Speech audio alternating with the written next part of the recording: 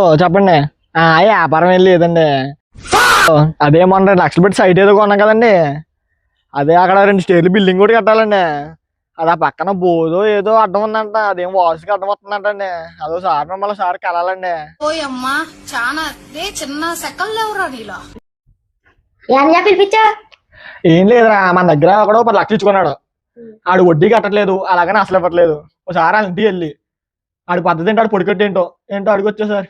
Address చెప్పు, నీది ఒకసారి అడ్రస్ పెట్టు.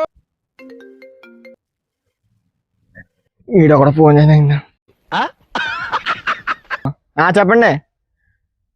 కొబ్బరికాయ రెడీ అయిపోయిందండి. పంపించండి. 2 లారీలు పంపించండి. సరే సరే అండి. చెప్పండి. వ్యాపారం ఏం లేదండి.